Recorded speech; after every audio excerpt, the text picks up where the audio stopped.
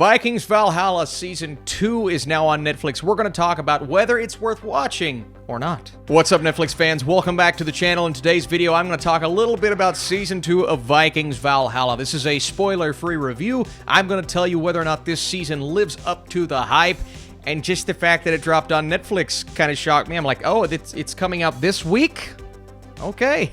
Set over 1,000 years ago in the early 11th century, Vikings Valhalla chronicles the heroic adventures of some of the most famous Vikings who ever lived. The legendary explorer, Leif Eriksson, his fiery and headstrong sister Freydis, and the ambitious Nordic prince Harald. Season 2 finds our heroes shortly after the tragic fall of Kattegat, an event that shattered their dreams and altered their destinies. Finding themselves suddenly fugitives in Scandinavia, they are forced to test their ambitions and courage in worlds beyond the fjords. And just like last season, Season 2 is rated TV mature for sex and nudity, violence and gore, a little bit of alcohol and drugs, and frightening and intense scenes.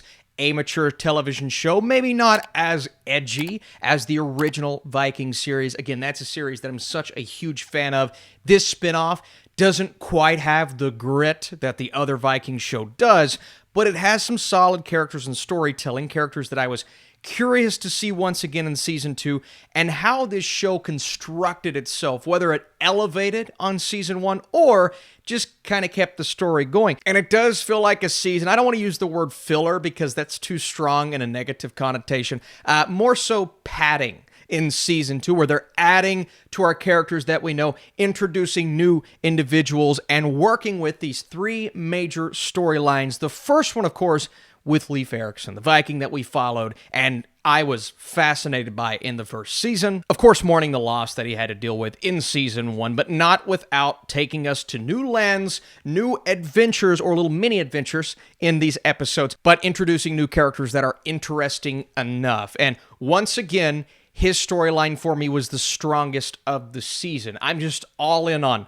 the character of Leif. I'm very happy with how they handled him in Season 2. You get those action sequences, maybe not as many as I expected, but they're still violent. And when we get the battles that are happening without the weapons, the brutal hand-to-hand combat, these brawls that are just lots of fists, not fisting, fist-on-fist action. My wording was about to be weird, but weaponless battles.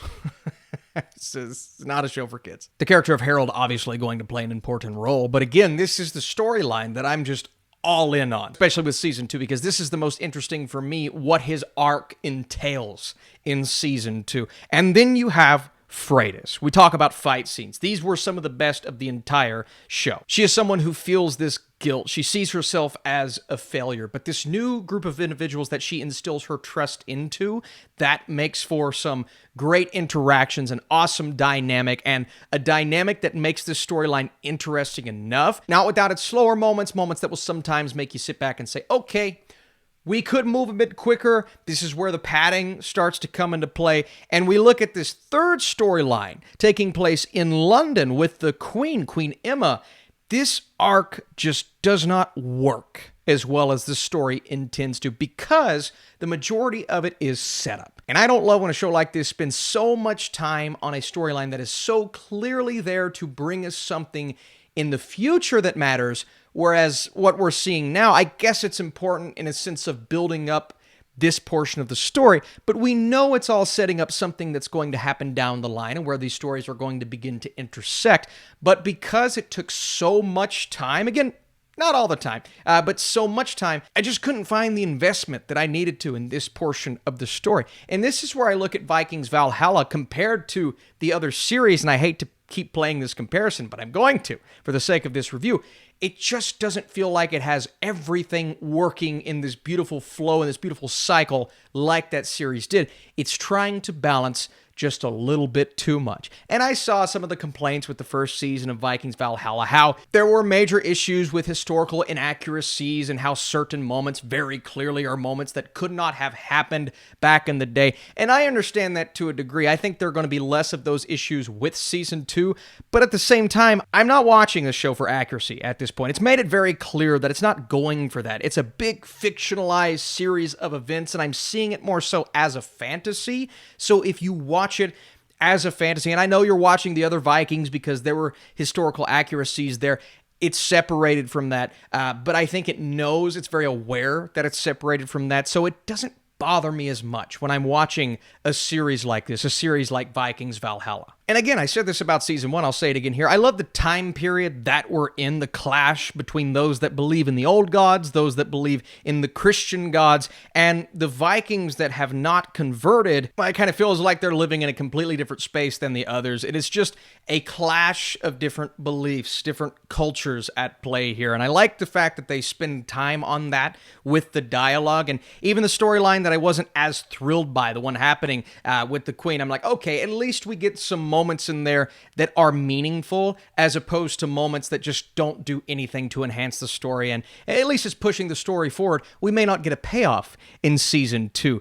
Some may see that as more of an Empire Strikes Back scenario, or more of a season that's just kind of building up to what we're going to get in season 3, and not everyone's going to be a fan of that. Subplots and character interactions. I mean, I love what we get in the first episode, and I think I can talk about this. We have an interaction between two characters where Olaf is given the task to protect this young child, and that partnership felt like it was going to be a basis of what this season could have been about. I'm like, okay, we're going to keep coming back to this over and over. But as we progress and the episodes are trying to pack in so many storylines that really don't have a lot of interaction with each other, that along with numerous other storylines, well, you start to think they're just there to set up what could come later on, but will not come in season 2. And I'm not saying that's the case with all of the subplots that we get here, but there are numerous things that happen and we just don't really come back around to them like we need to. That is until the final 2 episodes that are just, I mean, in my opinion, they really packed a punch, and they start to bring all of these bridge storylines together that makes it somewhat make sense as to what they were trying to do with season 2, but I use the word bridge. Season 2 may inevitably just be a bridge to get us to season 3. It's not without its moments. It's not without its incredible action scenes. Certain set pieces are better than others. Maybe the more familiar set pieces from season 1 worked extremely well for me, but you still get great action, you still get really solid characters.